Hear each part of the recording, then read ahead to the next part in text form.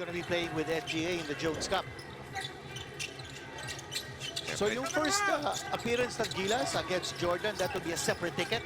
Yes, for August 28. Tapos, yung August 30, isang ticket, tatlong laro na. Adds to his rebounding tally.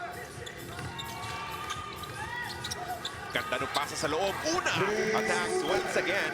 Talagang puro trabaho lang ang ginagawa nitong sa una ng mga tao. Balikan muna natin. This play of the half is brought to you by Sports Plus.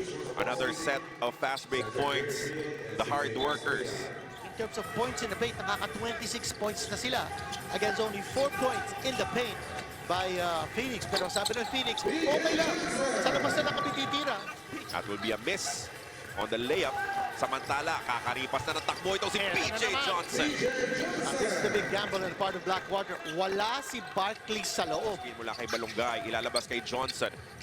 Escandor, nawala, paangat yung bola, babalik na naman, top of the key, wide open, a three-point shot, 27 points. There is no antidote for the offense. Din, kahit halos mawala na yung bola, naka-recover pa rin itong Phoenix at naiwan na naman na bukas itong si Johnson. Career high ni Johnson is 40 points. His high in the PBA is 34 points, but he's on the road. And overall, 0 out of 9 for the conference. Nice pass inside. Makaka-score? Yes, nakaka-score ka si Barkley. Itong Phoenix Super LPG lead is at 8 points for the Fuel Masters. And Barkley is now defending si PJ Johnson. Napunta yung bola kay Escandor. Nice move by Escandor to get away.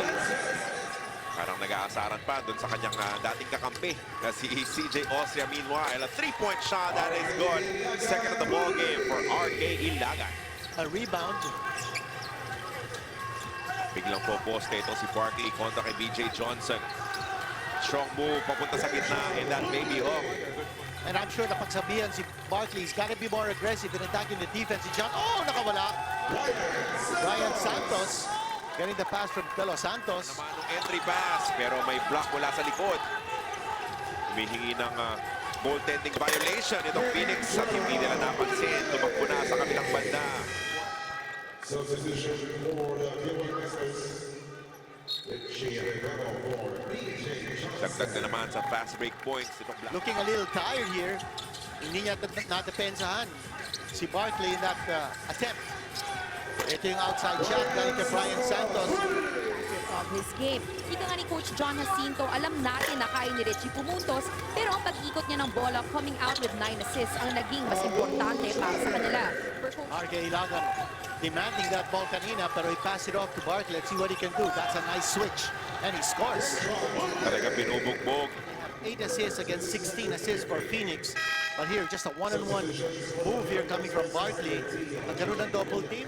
Para dito sa Phoenix Super LPG, Tyler Theo, natapikan, aagawan ng harap-harapan itong si Barkley. Ngayon, aatake yung import. Masyadong maliit yung depensa. Nagtuloy-tuloy na nga. Ang init nitong si Barkley. Pero ngayon is in full strength. Kanyang malaking bagay ang kanyang contribution here is RK Ilagan, who is a sharp shooter from medium range. Personal foul nito si Tal Panopio. Pero balikan natin itong tira ni RK Ilagan. Alam niyang mas mabilis siya kaysa kay Perkins. Mainit yung first quarter. Maghanap ng paraan na atakihin itong si Tyler Theo. Elbow jumper. Good for Cedric Fairfield. He also notches double digits at 10.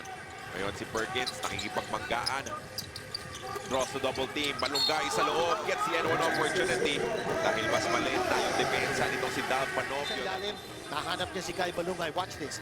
Double team. And then the pass inside. Kai Balungay. Easy 2 points. Bonus free throw para kay Kai Balungay when we come back from this time. James Una, sobrang importante dito sa first half. Bearfield, pull-up jumper. Pasok na naman. Labing-dalawa na yan para kay Bearfield. Roy Palilin, papasok. Para kay Coach Patrick Aquino ngayon.